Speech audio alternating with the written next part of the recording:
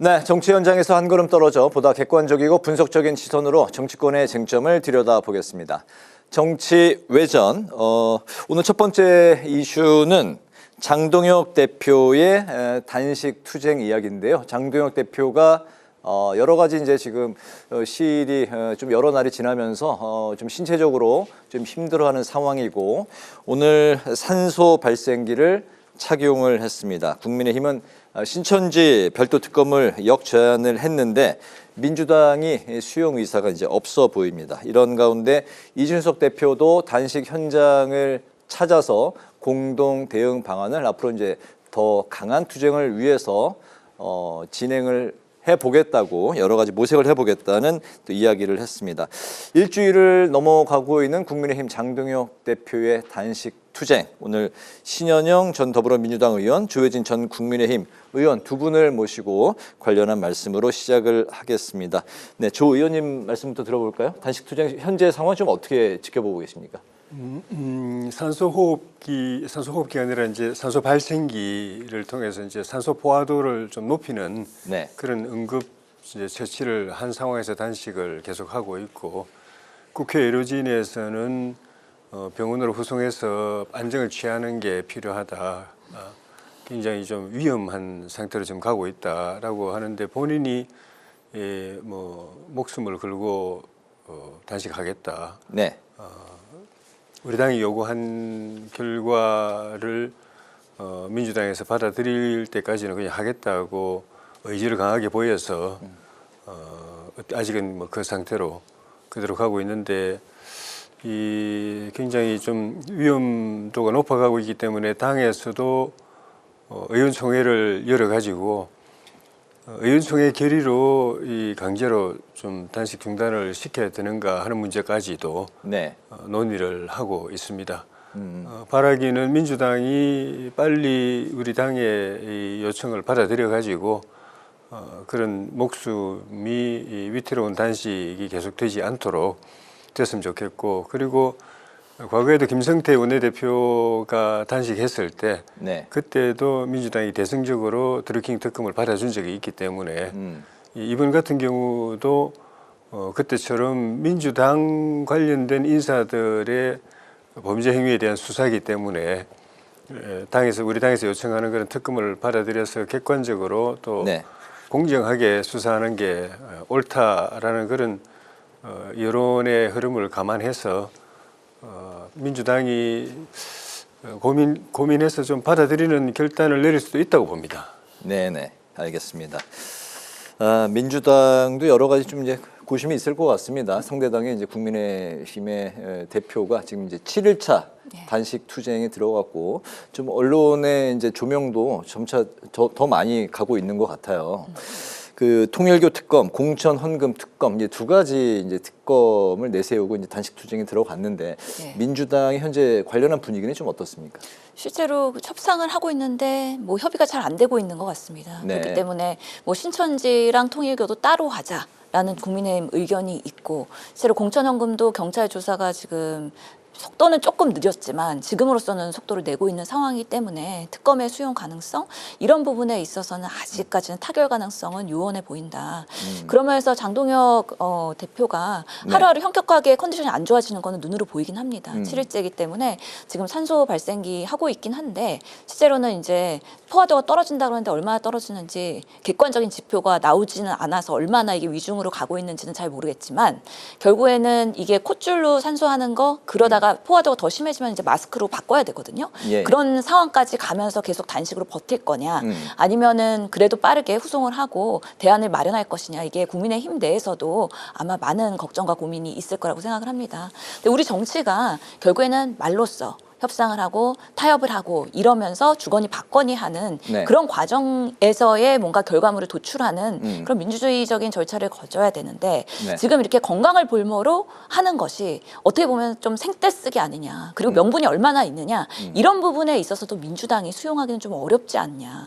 왜냐하면 장동혁 당대표의 지금 이런 단식이 어떻게 보면은 대여 투쟁보다는 내부적으로 한동훈 전 대표의 그런 제명 이런 부분에 있어서 리더십의 위기 시기 이런 것들을 보수의 직결로서 한번 거듭나게 하려는 거 아니냐. 그런 부분에 있어서는 분명히 계속 찾아오는 여러 가지의 지지자들 그리고 내부에서의 인사들 이준석 당대표까지 찾아왔으니 네. 그런 면에서 본인의 장동혁 리더십의 입지는 공고해지겠지만 명분이 지금으로서는 명확하지 않다라고 받아들여지기 때문에 과연 이렇게 단식을 하루하루 하면서 얻을 것이 있으냐 실패한 단식으로 끝날 수도 있겠다라는 생각도 드는 바가 있습니다. 네. 의사 출신이시니까 저렇게 이제 7일째 단식 접어든 이 상황에서 신체적으로는 현재 좀 어떤 상황일까요? 지금 장동혁 대표가 50대 중후반인데. 예, 아마 지병이 있는지 없는지는 정확하게 모르겠어요. 근데 만약에 고혈압, 당뇨, 고지혈증 이런 거 있다 그러면 계속해서 혈당 조절이 안 되거나 혈압 조절 안 될 수도 있기 때문에 네. 그런 부분에 있어서는 더 취약할 수가 있는데 아무래도 장동혁 대표는 이전에 단식을 해본 과거력이 있지 않은 판사 출신의 국회의원이잖아요. 네. 아마 처음 단식이기 때문에 이 상황이 더 힘들고 고역스러운 거는 맞을 것이다. 그리고 지금 물과 소금 가지고선 단식하는 걸로 알려져 있거든요. 네. 그러다 보면은 우리 몸에서의 칼로리 섭취가 전혀 안 되는 거예요. 근데 계속해서 소비는 되고 있죠. 그러다 보면은 근육이 소실되고 그리고 장기 기능이 떨어지고 네. 그리고 결국에는 뭐 지방이 분해되면서 계속해서 하루하루가 연약해질 수밖에 없기 때문에 네. 어느 날은 일어나서 그래도 응대를 했다면 지금은 앉아서 응대를 하죠. 어느 순간에 들어놓을 거고요. 눈도 뜨기 힘든 날이 오고 말도 하기 힘든 날이 예. 분명히 올 겁니다. 네. 그러면서 하루하루 이렇게 지내는 것이 얼마나 정치적으로 승산이 있을 것인가. 다시 말씀드리지만 내부 직결은 되겠지만 네. 대외적인 명분에 있어서는 약한 단식이기 때문에 그것이 성공할 것이냐는 아직까지는 미지수다라고 말씀드리고 싶습니다. 네. 현재까지는 의료진의 도움을 받는 건 이제 거부하고 있는 이제 그런 상황입니다. 이제 뭐 보수 결집 그 이상의 확장은 이제 좀 이제 부정적으로 이제 보셨는데 조혜진 의원님 그 유승민 전 의원 그리고 소장파 의원들도 단식 현장을 이제 찾아가고 있고 그런 상황에서 이제 아직 한동훈 전 대표 그리고 이제 그 전까지 오늘 이 시간에 파트너였던 홍익표 신임 정무수석도 혹시나 이제 국회를 이제 찾아오면서 단식 현장도 가지 않겠냐 뭐 그런 뭐 전망도 나왔었는데 찾지를 이제 현재까지는 않았습니다. 보수 결집은 현재 좀 이루어지고 있는 건지 그 이상까지는 좀 어떻게 보십니까? 보수 결집의 분위기는 지금 형성이 되고 있죠. 장동혁 대표가 그동안에 우리 당에서도 좀 강성 당원들의 지지를 받아가지고 당대표도 되고 당 운영도 하고 그렇게 네. 해왔는데 근데 그게 결과적으로 당의 그 영역을 좀 축소해버린 결과가 됐죠. 당원들이나 지지자들 보수층 중에서도 좀 그 온건하고 또는 중도적이고 합리적인 분들은 상당히 많이 지금 그 당에 대한 지지를 유보해가지고 여론조사를 해보면은 그 부동층처럼 돼 있는 그게 한 크게 봐서 한 20% 정도는 되는 것 같아요. 그 기존의 당 지지도하고 비교해 보면은 그런 상태에서 지방선거를 치르면은 뭐 승산이 없고 네. 지방선거에 지면은 지도부는 이제 책임을 져야 되는 상황인데 지금 어제 오늘 사이에 지금 말씀드린 그런 좀 중도적이고 온건하고 합리적인 이 당원이나 지지층들을 대변하는 분들, 그 유승민 전 대표나 또 오세훈 시장이나 또 그 흔히 말하는 한동훈계라고 하는 의원들도 이제 찾아가고 하면서 네. 그런 그 분들까지 같이 그런 지지층까지 같이 이제 모여지는 분위기가 됐죠. 여기에 네. 저는 한동훈 대표도 좀 찾아가야 된다고 보는데 뭐 가서 뭐 그 어떤 그 반응을 그 맞닥뜨리든 간에 본인을 위해서나 우리 당을 위해서는 그렇게 해야 된다고 보고 만약 그렇게 되고 그 다음에 단식이 끝나고 나서 그런 기조를 쭉 이어가면은 네. 그 다음에는 오늘 이제 이준석 대표 찾아온 이준석 대표라든지 그런 이제 당 밖에 있는 분들하고도 또 서로 연대할 수 있고 네. 그래 되면 지방선거도 해볼 만하죠. 네네. 그런 점에 있어서는 한동훈 대표가 오는 게 필요하고 그 다음에 당시 끝나고 난 뒤에 한동훈 대표에 대한 징계를 지금 윤리위는 그 제명으로 결정을 했는데 그걸 최고위원회에서 어떻게 결정하느냐가 또 하나의 이제 변곡점이 될 수 있어서 네. 그런 전체적인 것들이 오늘 어제 이루어진 이런 분위기 이 기조대로 가면은 저는 희망이 있다고 보고 만약 이게 다시 또 원점으로 돌아가 버리면은 단식한 것도 그만큼 효과가 반감되겠죠. 예. 예, 알겠습니다. 제가 이제 질문을 두 개로 나누어서 첫 번째 장동혁 대표 단식 투쟁 그 이슈를 좀 길게 했는데요. 나머지 이슈는 이제 좀 짧게 스피디를 좀 올려보도록 하겠습니다. 이해운 기획예산처 장관 후보자 인사청문회가 19일로 예정이 돼 있었는데 불발이 됐었습니다. 23일에 다시 열기로 여야가 잠정 합의를 했는데 국민의힘이 자료 제출을 충분히 해야 된다 이런 이제 단서를 단 상황입니다. 과연 인사청문회가 개최가 될지 그리고 이제 현재 그 여야 간의 공방 좀 어떻게 보고 계십니까? 예, 실제로 청문회가 열리지 않아서 검증할 기회나 아니면 의혹을 해명할 기회를 얻지 못한 것도 참 안타깝고 어떻게 사상 초유의 상황이다라고 말씀드릴 수 있고요. 오늘 이재명 대통령의 그런 기자회견에서도 보면은 적어도 이야기는 들어봐야 되지 않느냐. 네. 그리고 아직까지는 어떻게 임명할지 안 할지에 대한 결정을 하지 않은 상태이다. 그렇기 때문에 지금 이해운 장관 후보자의 해명이 매우 중요한 상황이다라는 것이고요.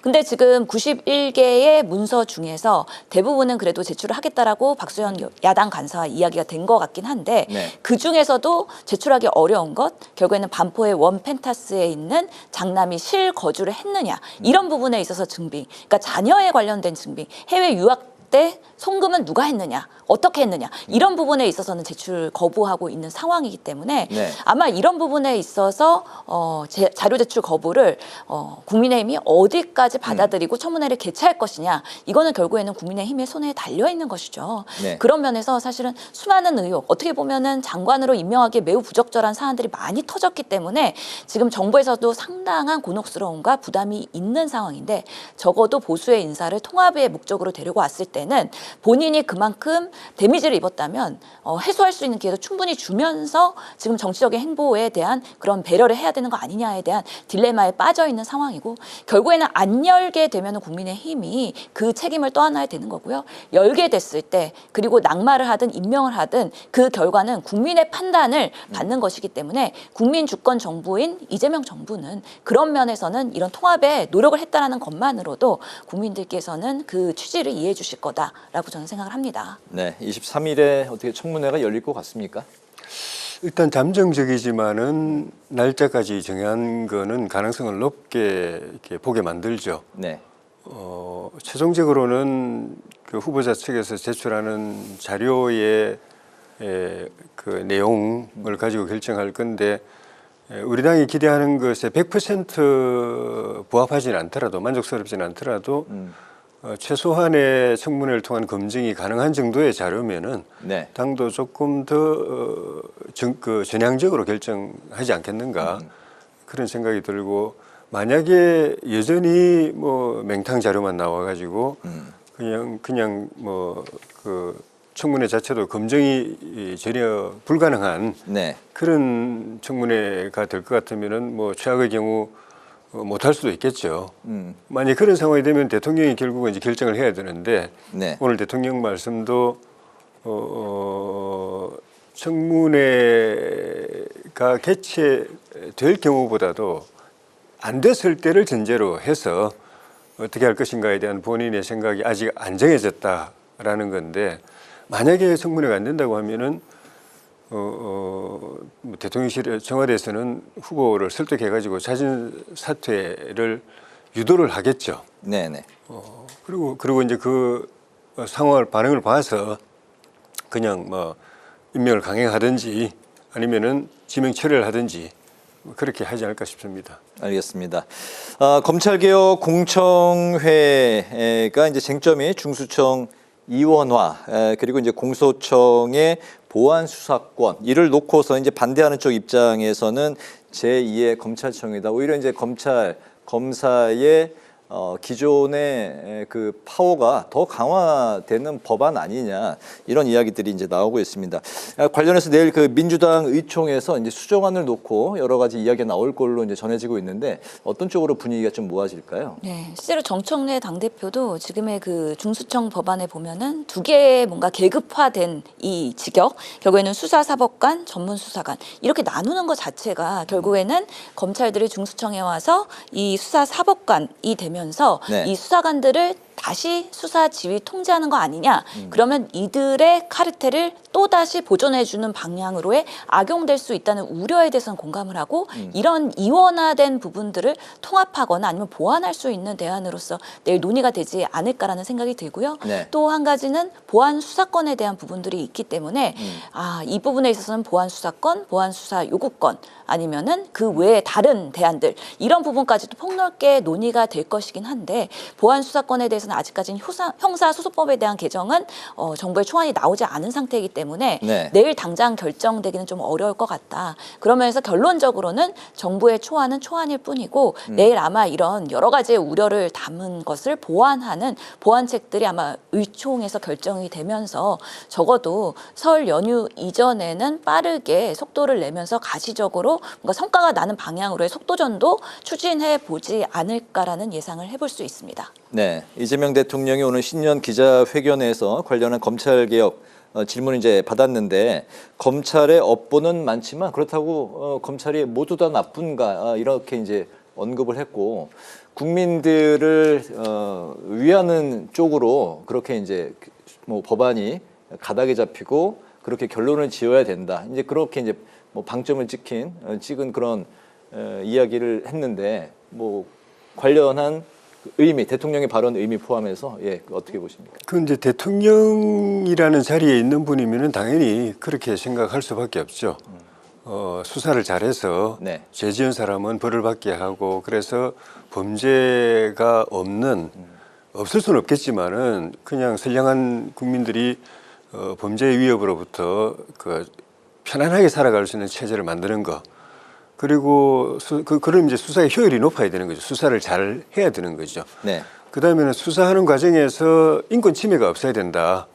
인권 침해, 인권 유린이 없어야 된다. 이게 이제 대통령 수사 기능을 이끌어가는 대통령 입장에서는 당연히 그렇게 생각하는 거고 그게 네. 합리적이고요. 그게 이루어지지 못하면 책임도 또 대통령한테 돌아오는 거고. 근데 민주당 내의 강경파는 그거는 좀 덜 중요한 것 같아요. 무조건 검찰을 속된 말로 이제 죽여놔야 된다. 네. 완전히 이번에 그냥 싸그리 정리해야 된다. 라는 쪽으로 그냥 몰입하다 보니까 그 권한을 몽땅 다 말하자면 이제 중수청이나 경찰에다 넘기는데 대통령 입장에서 볼 때는 좀 전에 말씀드린 그 부분이 다 걱정되는 거죠. 그렇게 됐을 때 그럼 수사 역량은 뚝 떨어질 거다. 기존에 검찰 수사관인들이 하던 수사보다 수사 기능이 떨어질 거다. 수사의 질이 낮을 거다. 네. 범죄를 제대로 규명해가지고 벌 주는 일이 뚝 떨어질 거고 그러면 일반 국민들이 범죄 노출도가 높아질 거다. 그리고 제대로 수사할 때 인권 옹호 이런 게 제대로 안 돼가지고 또 사고 터질 거다. 그 부분을 이제 걱정하는데 그래서 이제 서로 대통령은 수사사법관, 중수청에도 수사사법관, 전무수사관 이원화가 필요하고 공소청 검사들한테도 또 보안수사권이 필요하다는 생각인 것 같은데 문제는 이제 대통령이 지금까지 이 사건뿐만 아니라 다른 사건에서도 결국은 당하고 입장이 틀렸을 때는 최종적으로는 당 쪽으로 끌려갔어요. 예. 지금도 점점 끌려가고 있는 모습을 보여주고 있어요. 그래서 민주당 의총이 열리면은 뭐 잘은 몰라도 결국 강성 당원들 생각 쪽으로 흘러갈 가능성이 높고 그러면 대통령도 그쪽으로 안 끌려갈 수가 없지 않겠나. 네. 최종적인 거는 제가 단정은 못하지만 흐름은 그렇게 되어 있는 것 같아요. 근데 그럼 대통령으로서는 굉장히 좀 곤혹스러운 결과가 나올 수 있겠죠. 네, 지난주에도 뭐 비슷한 말씀을 또 하셨던 예. 것 같습니다. 대통령의 결론은 항상 좀 당 쪽의 의견을 수렴하는 쪽으로 갔었다. 뭐 동의하실지 뭐 좀 들어보고요. 관련해서 19일 이제 그제 있었던 만찬에서 이재명 대통령이 정청래 대표에게 혹시 반명이십니까? 이렇게 이제 질문을 해서 여러 가지 또 이제 해석도 나오고 있는데 어쨌든 1인 1표제를 다시 지금 뭐 투표한다는 거 아닙니까? 네. 이게 이제 좀 어떤 의미가 있고 현재 뭐 어쨌든 그 민주당 좀 기류 분위기 좀 들어볼까요? 우선은 명청 갈등 이런 프레임을 언론에서 좋아하는 것 같다. 이런 부분에서 불식을 시키기 위해서 단도직입적으로 그냥 직언직설로 물어보신 것 같아요. 그래서 네. 만찬 시작할 때 첫 발언으로 그렇게 한 거기 때문에 당신 나 반명이야? 라는 부분에 있어서 혹시 반명의 그런 행보를 하고 있는 건 아니지? 라고 되묻는 어떻게 보면 소수의 뼈가 있는 말일 수도 있긴 한데요. 네. 지금 1인 1표제를 추진하는 정청래 당대표한테 결국에는 최고위가 구성될 때 아무래도 친명, 뭐 친청 이런 부분에 있어서 의견이 엇갈린다라는 그런 외부의 시각들 때문에 이런 갈등을 더 크게 확산시키지 말고 빠르게 잘 정리하면서도 필요한 그런 개혁을 하라라는 주문으로 저는 이해를 했거든요. 네. 당내에서는 1인 1표제에 대해서는 결국에는 갈 수밖에 없고 모두 다 찬성한다. 다만 이번 전당대회 때 반영할 것이냐 말 것이냐에 대해서 일부의 최고위원들의 의견이 엇갈리는 거잖아요. 네. 결국에는 표결에 들어가고 그럼 중앙위원회에서 지난번에도 2표가 모자라서 부결이 됐습니다. 그렇기 때문에 투표를 참여 안 하는 것도 하나의 권리이기도 하고 네. 투표를 해서 반대를 하거나 찬성을 하는 것도 권리이기 때문에 그런 부분에 있어서 이번에 중앙위에서 어떤 결론이 날지는 좀 더 지켜봐야 된다는 생각이 들고요. 오늘 이재명 대통령의 그런 그 기자회견에서도 보면은 결국에는 검찰 개혁은 한 번에 완벽하게 할 수는 없다고 말씀하셨어요. 그래서 계속해서 네. 보완할 수밖에 없다라는 얘기를 했기 때문에 결국에는 모든 개혁의 책임은 정부가 가져가는 겁니다. 그렇기 때문에 강경한 목소리에만 끌려갈 수는 없다라는 게 이재명 대통령의 생각일 것이고 네. 그렇기 때문에 일부의 그런 검찰이나 수사권에 대한 그 존중은 필요하다는 것이 확고한 그런 신념인 것 같아서 이런 부분들이 부작용이 없이 어떻게 개혁이 될 것이냐에 대해서는 충분한 토론을 하자. 그래서 숙고를 해야 된다라는 부분에 있어서의 약간의 속도전의 차이가 있는 거기 때문에 네. 그런 부분에서의 당과 또 청의 그런 소통이 앞으로 어떻게 될지는 좀 더 지켜봐야 된다라고 말씀드리겠습니다. 네, 말씀하신 대로 오늘 이재명 대통령의 신년 기자회견이 있었습니다. 집권 2년 차고 더 세분화해서 이야기를 하면 8개월을 맞고 있는 상황인데요. 3시간 동안 예정된 시간보다 더 길게 증문 즉답이 이루어졌습니다. 여러 가지 이제 정치 관련한 현안들이 뭐 외교 안보부터 이루어졌는데 오늘 기자회견 두 분 뭐 지켜보셨던 소회 마지막 말씀으로 길지 않게 좀 들어볼까요? 예, 저는 그 북한 핵 관련된 뭐 다른 것도 몇 가지 조금 의아스러운 대목이 있었지만 북한 핵 관련된 부분에서 굉장히 걱정스러웠습니다. 아, 북한 핵 쪽이요? 예, 북한 핵을 현실로 받아들이고 말하자면 이제 군비 축소, 핵을 무기 숫자를 줄이는 협상에 들어가야 되는 것 아니냐라는 이야기를 하셨는데 네. 그거는 미국이라든지 러시아, 중국 같이 자기들이 핵을 가지고 있는 나라의 의미가 있는 겁니다. 서로 간에 핵을 좀 어차피 서로 못 쏘는 거니까 네. 못 쏘는데 뭐 이렇게 비용만 많이 들어가니까 줄이는다는 의미가 있지만 서로에게 위협이 안 되거든요. 서로 견제가 되기 때문에. 근데 네. 북한처럼 핵을 가지고 있고 우리처럼 핵을 가지고 있지 않은 나라에게가 이게 군비 축소한다는 건 아무 의미가 없습니다. 그거는 북한 핵이 50개, 100개 갖고 있는 거나 좀 축소해가지고 숨을 좀 줄여가지고 폐기해가지고 한 20, 30개 가지고 있는 거나 그 차이가 뭐 있습니까? 핵은 가지고 있는 것 자체로서 위협이 되는 것인데 예. 그런 측면에서 그 이재명 대통령 생각처럼 북한의 핵의 존재를 인정하는 순간 나머지는 아무 대안도 아니고 희망도 없고 방법은 그냥 우리도 똑같이 핵을 가져서 대등하게 핵 균형을 유지하는 것 외에는 아무 방법이 없어요. 예. 그런데 핵을 인정하자고 그러면서 그 군비 축소로 이걸 갖다가 해결해 나가겠다고 말하는 거는 그거는 뭐 논리적으로도 안 맞고 그 현실적이지도 않고 그렇게 되면은 그 진짜 이 대통령이 북한 핵의 존재를 인정하는 바탕에서 핵 문제를 접근하겠다고 하면은 말 그대로 현실적인 방안을 제시를 해야 되고 그거는 우리도 독자적으로 핵을 가져서 핵 균형을 유지하는 것 외에는 방법이 없어야 그걸 고민해야 하고 그게 가능한지 하려면은 또 어떻게 해야 되는지 그거에 대해서는 대안을 내놓아야지. 네. 우리는 핵 안 가지고 있는데 북한 핵 좀 줄여보자. 그냥 줄여도 그냥 공짜 아니거든요. 핵 한 개 없애는데 우리한테 얼마나 달라고 그럴 겁니까? 예. 그것도 우리 세금으로 다 갖다 줘야 될 텐데. 그런 이야기 하시면 그게 이상론이에요. 이재명 대통령이 비판했던 이상론 그런 게 이상론이고 좀 현실적인 방안을 좀 제시했으면 좋겠습니다. 네, 북한 핵 관련한 이제 발언에 대해서 이제 좀 비판의 목소리를 내셨는데 잘된 점도 뭐 짧게 좀 들어볼까요? 한 가지 정도만? 어쨌든 코스피 뭐 정시 살려놨고, 네.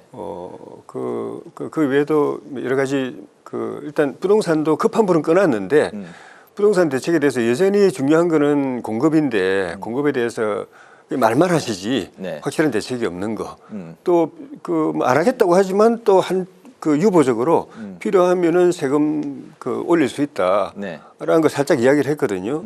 그런 것들이 별로 그렇게 과거의 정권의 실패에 대해서 여전히 이 교훈을 못 찾고 답답할 그 우려를 좀 느끼게 만들었습니다. 네, 요새 이제 고환율이 이제 문제인데 한두 달 정도 지나면 1,470원 정도로 내려갈 수 있다 이렇게 이제 언급했는데 어쨌든 전체적으로 좀 좋았던 점, 아쉬웠던 점 하나씩만 좀 꼽아 주실까요? 네, 대통령께서 환율 안정될 거라고 하니까 곧바로 안정이 20원 정도 떨어지더라고요, 오늘. 예. 그런 현상이었는데 아무튼 오늘 소통하는 그 대통령의 모습을 다시 한번 확인시켜주는 기자회견이었다는 말씀 드리고 싶고 결국에는 5대 성장 기조를 모두 발언해서 말씀을 하셨거든요. 근데 단순한 그냥 경쟁의 성장만 얘기한 게 아니라 네. 우리 모두의 성장, 대기업만 성장하는 게 아니라 다 같이 상생하는 것, 그리고 지역 균형을 가지고 성장하는 것, 그리고 안전한 노동 문화와 그리고 국가 안보를 평화적으로 유지하면서 성장하는 것, 이런 방점에서의 국가의 성장을 강조하셨다는 것이